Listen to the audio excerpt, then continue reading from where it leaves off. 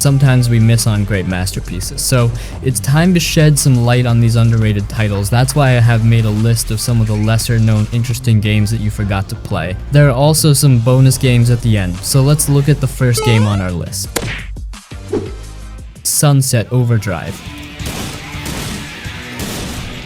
Sunset Overdrive is just pure chaos in the best way possible. It's like they took the craziest ideas for a game and just threw them into one wild package. You've got this awesome world where you're constantly bouncing, grinding, and shooting. The movement system is the star of the show. You're never standing still. It's all about momentum, jumping off cars, bouncing on rooftops, and grinding on power lines, all while taking out waves of mutated enemies in the most ridiculous ways. The humor is super self-aware, and it's all over the place.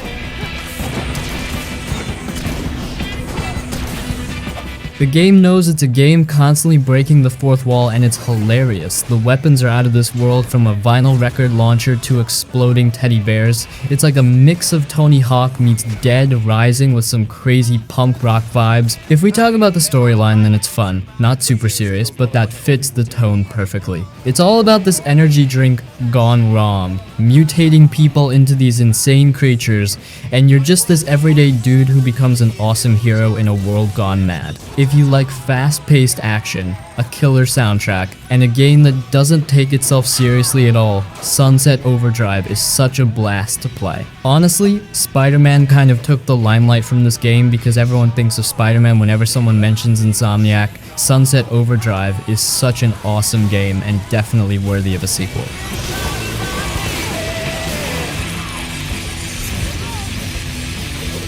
Titanfall 2.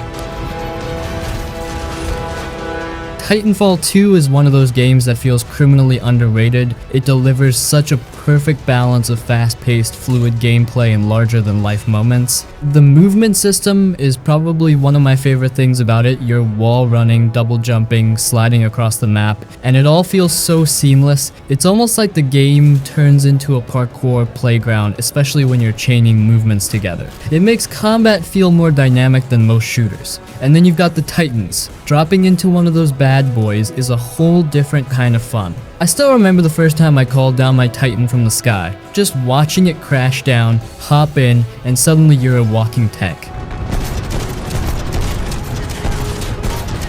Each Titan feels unique too, with its own loadouts and abilities, so you can switch up your playstyle depending on the mood. Honestly, the campaign is way better than I expected for a multiplayer focused game. It's not super long, but it has some standout moments. The way it mixes puzzle solving with fast combat is genius. Plus, the bond you develop with your Titan throughout the story adds a surprising amount of heart to the game. It had me invested in a way I wasn't prepared for in a shooter. Multiplayer is where it shines though. It's pure chaos in the best way possible. You're zipping around as a pilot, dodging gunfire, capturing objectives, while these giant Titans are duking it out. There's a good balance between the pilots and Titans too. You never feel helpless on foot, and taking down a Titan as a pilot feels rewarding as hell.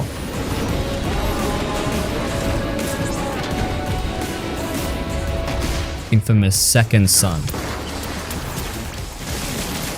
This is one of those games that just gets you hooked with its powers and how they evolve throughout the game. You start off as a normal guy who suddenly gets superpowers, and the journey from there is pure adrenaline. What's awesome is how the game really nails the feeling of power. You get to control elements like smoke and neon, and each power has its own unique vibe, making combat and traversal really fun. The way you zip through the city using neon is probably one of the highlights. It's fast, smooth, and makes you feel like you're in total control.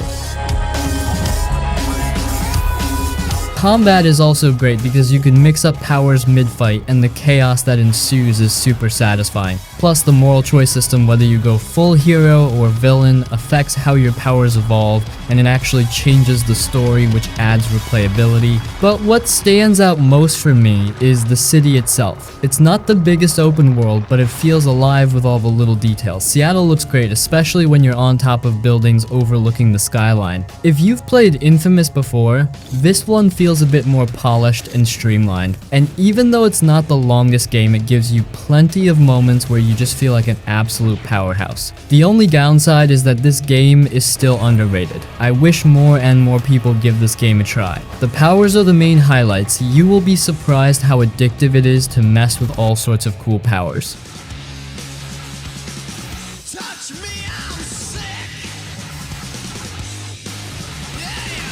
Yakuza Series. Honestly, I was going to talk about Zero, but then I thought, why not talk about the entire Yakuza series? I admit that the series is not underrated, but some games are hidden because of Kiwami. There are so many great installments that deserve more recognition. First of all, I want to say that if you have never played even a single Yakuza game, then you're missing out on a lot. The open world and the amount of content packed into it are the two most loved feature of the series. The way the city is portrayed is something never been done before.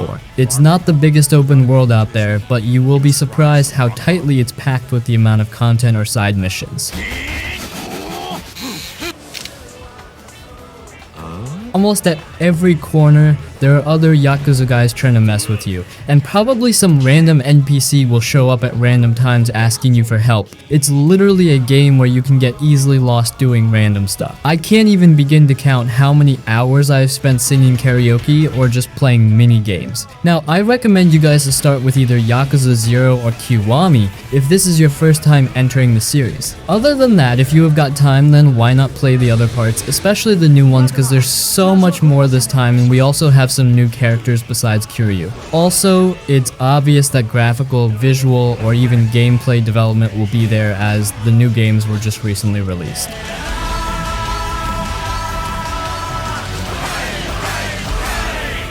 Mad Max. Mad Max is pure chaos, and I mean that in the best way possible. You spend a lot of time scavenging for resources, which always makes you feel like you're on the edge of survival. The combat is straightforward, but it's satisfying to beat down enemies with brutal moves and counterattacks, and the car combat is the heart of the game. There's nothing quite like customizing your magnum opus and tearing across the sands, ramming and harpooning enemy vehicles. It's all about wrecking enemy convoys, smashing through strongholds, and going full throttle in a world that's lawless. I think why most of us love this underrated game is because it's the only Mad Max game we have got. We all love the concept of the series. I mean, who doesn't love to experience a wasteland where people are fighting for resources such as oil, and the customizations are out of this world. You add all sorts of stuff to make your vehicles or weapons to be the best version of themselves. The story has those Mad Max moments you expect, where everything is just complete madness with explosions everywhere. Definitely a game where you just immerse yourself in the destruction and let loose. If you are a fan of the series like me, then 2024 will be a great time to give this underrated game another shot. I hope that in the future, the developers make another Mad Max game where everything is perfect.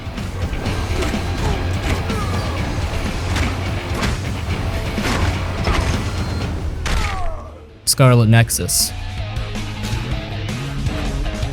This is a wild mix of fast-paced combat, mind-bending abilities, and an anime-inspired world. The whole vibe feels like you're playing through an interactive sci-fi anime with a dash of dystopia. One of the best things, you get to experience the same storyline from two perspectives as there are two main characters. So yes, there's some sort of replay value. Out of everything that the game has to offer, my only two favorite are the open world and combat. I know that it's an anime style game, but the world still looked beautiful. Maybe it was because of the sci-fi touch, but it was really cool to see such flashy or neon buildings. Now, combat-wise, it's flashy and fun. The ability to hurl objects with psychokinesis mid-battle adds a layer of strategy. You can link up with your squad to borrow their powers like invisibility or super speed, which keeps things dynamic. It's stylish, especially when you pull off crazy combos and finishers that feel super satisfying. In my opinion, the story starts slow but picks up, and the brain punk aesthetic is eye-catching. If you're into deep lore and a ton of dialogue, you'll appreciate the narrative, though it can be a bit heavy at times. But overall, it's a fun action RPG that lets you feel powerful and keeps you on your toes. The mix of combat and story pacing is unique, making it stand out in the genre. There are only a few great anime-style games for newcomers, and Scarlet Nexus is one of them.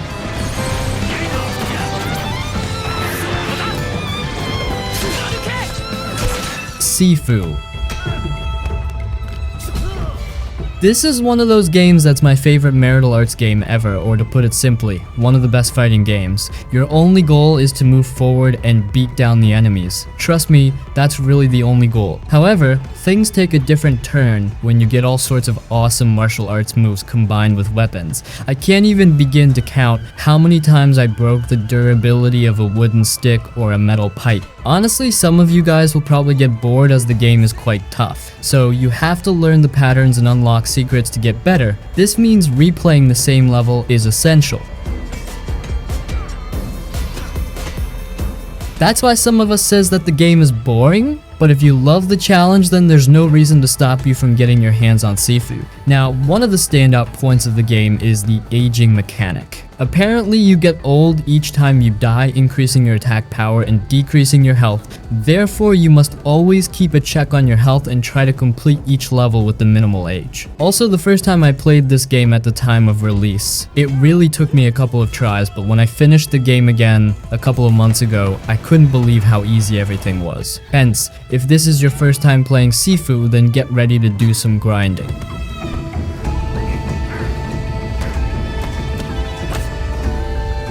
Sleeping dogs. There's no doubt in my mind that this one is one of the best open world games I have ever played, and I don't hesitate to say that I had more fun than playing GTA 5. Not trying to start a debate here, but you must give Sleeping Dogs a try to understand what I'm talking about. First of all, it's got two of my favorite aspects, parkour and martial arts. Literally the two features that bumped its rating for me. The opening scenario will hook you in, starting an urge to know what the entire game has in store for you. And tell you what, Sleeping Dogs isn't disappointing at all. The hand-to-hand combat system is one of the game's standout features, almost like a mix of Arkham-style fighting but with way more brutality. It's fluid, and you can use the environment to pull off some gnarly moves, throwing people into phone booths, smashing heads into AC units. It feels impactful. Driving is fast and chaotic, and I had a blast tearing through the streets, hijacking cars in motion, and racing through narrow alleyways. The shooting mechanics are solid too, but it's really the martial arts combat that sticks with you. One of the coolest things about Sleeping Dogs is how alive the city feels. Hong Kong is dense and packed with people, markets, neon signs, and tons of little side activities like street races or gambling. No matter what, if you are a fan of the open world games, then you must give this underrated game a try. It will definitely blow your mind.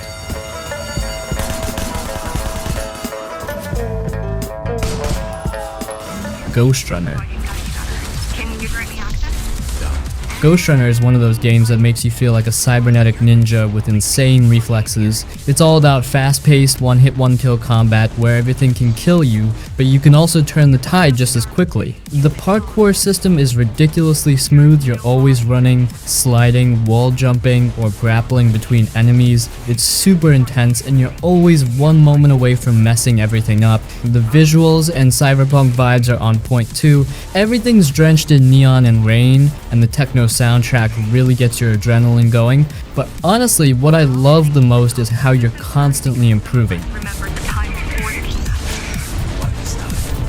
The difficulty spikes hard, but once you get the flow down, it feels so satisfying. Every level is like a puzzle you have to solve while dodging bullets and slicing enemies in half. It's a game that rewards precision and quick thinking. One wrong move and you're toast, but that's what keeps you hooked. In my opinion, because of the sequel, the series has gotten some level of recognition, but there are still some players who have never played the original Ghostrunner. Therefore, if you love what you have seen, then this is your signal to get your hands on the game. The challenge and the urge of getting better are the only two things that will keep you engaged. When I first saw the game, I was truly surprised because of the free running movements, because I believe by now you all have realized how much of a craze I am about parkour. So if that's your jam, then you're gonna love Ghostrunner.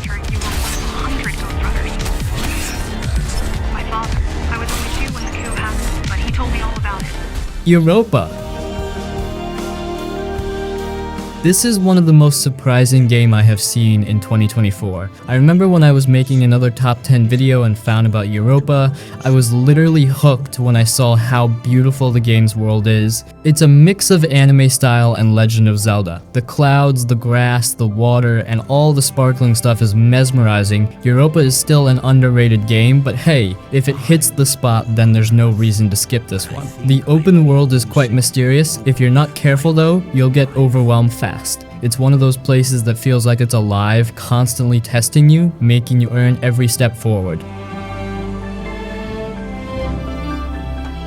It's not just about combat either, the atmosphere is tense, and the lore behind Europa adds to that feeling of being on the edge. Every mission feels like you're unraveling some ancient mystery, but you can't shake the sense that you're being watched. It's that perfect mix of awe and danger. But at the same time, it's stunning. You look up and see the glowing sky of Jupiter in the distance, and it's like, wow, I'm really here. The underground caverns, the ruins, and the technology left behind all have this mysterious vibe, like the place is hiding secrets you're not sure you want to uncover.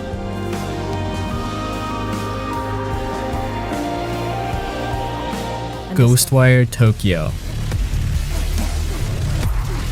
Imagine walking through Shibuya with no one around except spirits and monsters from Japanese folklore. That's what the game is about. I remember when I first moved out for college. Ghostwire was the first game I played in the dorm room. At first it all looked impressive because of the flashy powers and the only goal to sneak around, kinda stay on the safe side, and just kill whoever comes in your way with those flashy string attacks. Combat-wise, it's unique. You're using elemental powers like fire, water, and wind instead of traditional weapons.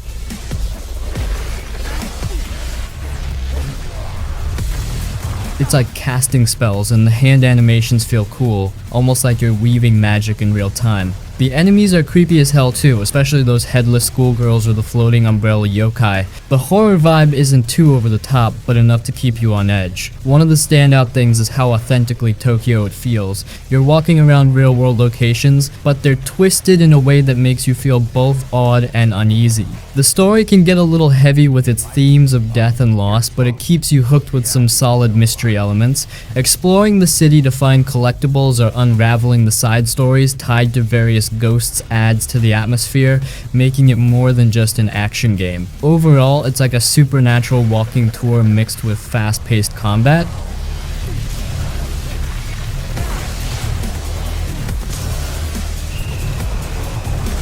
Prototype.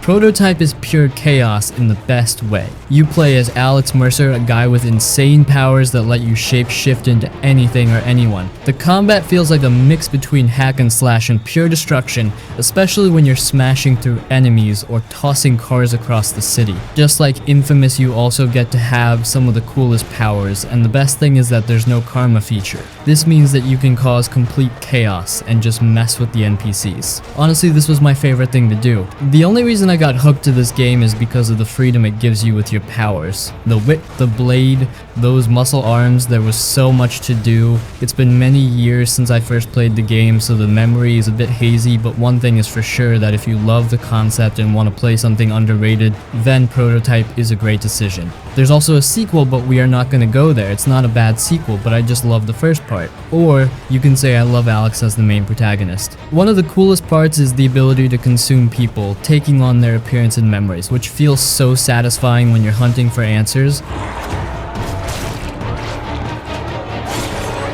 The powers are wild, from turning your arm into a massive blade to causing shockwaves that wipe out enemies in seconds. What really stood out to me was the sheer freedom to go full rampage mode, causing massive destruction or blending into crowds to stay under the radar. It's like having superhero abilities but with a dark twist. The game's not perfect, but if you're into over-the-top action with a bit of an edge, Prototype delivers big time.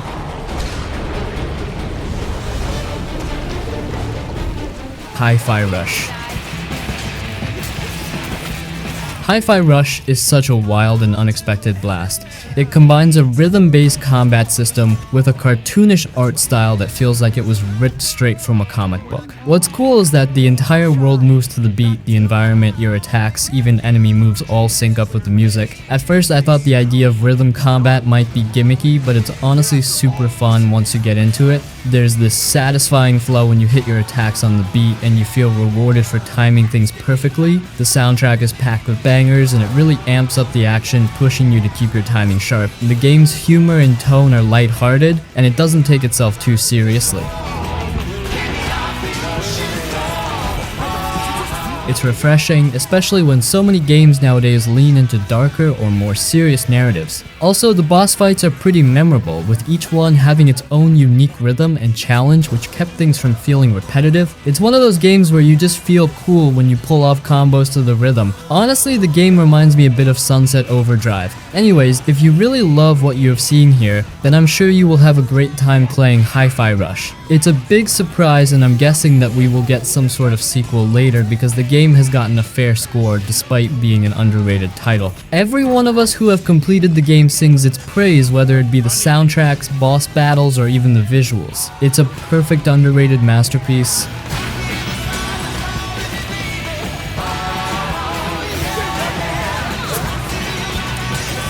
Rice, Son of Rome. Rice is one of those games that immediately grabs you with its visuals. The graphics were ahead of their time, especially the details in the environments and character models. It's got that cinematic, movie-like experience right from the start. I'm 100% sure that even the starting scene will get you hooked. You literally open in the battle. The story is a mix of revenge, honor, and the brutality of ancient Rome. One of the slightest downsides is the combat. It's nothing too much, but I felt as though it was quite repetitive. It's all about timing your strikes, parries, and executing enemies with these over-the-top finishers. The finishers look amazing at first, but they lose their charm after seeing them for the 50th time. That said, there's a certain satisfaction in the brutal combat system, even if it doesn't evolve much throughout the game. What stood out to me was the historical setting and how they brought the Roman Empire to life. You feel like you're right in the middle of these massive battles and sieges, and the set pieces are really well done. Also, probably for some players it'll be a nice thing that the game is linear, so you just have to get from point A to B. It's not a game for everyone, but if you're into Roman history or you just want to immerse yourself in some visually stunning hack and slash action, it's definitely worth a try. Just don't expect too much depth in the gameplay. It's more of a short, intense experience than something you'll come back to over and over again. Plus, Rice is an underrated game and was quite ahead of its time. So, just for these two reasons, if you guys want to give it a shot, then I won't stop you, but the game is definitely fun.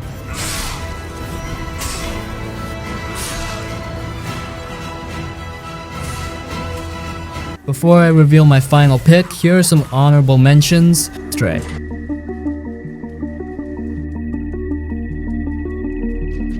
Code Vein. Hellblade 2.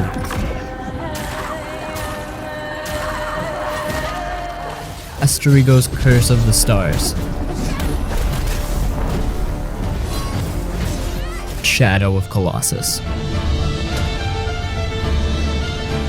I'm so happy that I'm talking about this game once again after a long time. Shadow of Colossus is a game that not a lot of us have any idea that something like that actually exists. It's also a bit sad that the game is limited to a single platform. In my opinion, if we get a PC port, then probably more players will get a chance to experience such a fascinating and heart-touching storyline. For me, the only two aspects I love are the open world and the storyline. Some players also love the soundtrack or music, but for me those are the only two favorites. First of all, the open world might not be everyone's jam as it's quite empty.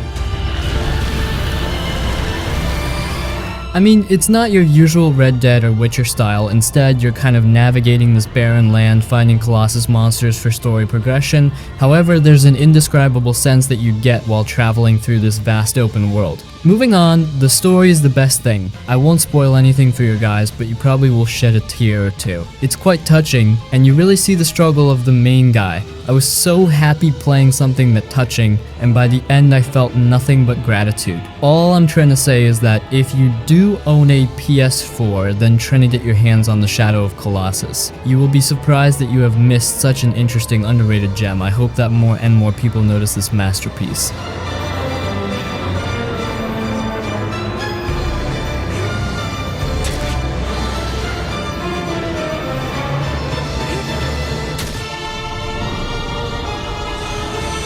Alright, this finishes our list of some of the best underrated games that deserved a second chance. As you can see, I have included all sorts of titles and not just one particular theme, so there's something here for everyone. If you want to dive into an open world, then I have got you covered. There's also some linear fun along with fast-paced action. Anyways, if you have made it this far, then please subscribe as I'm close to reaching 23,000 subscribers and join my Discord for giveaways.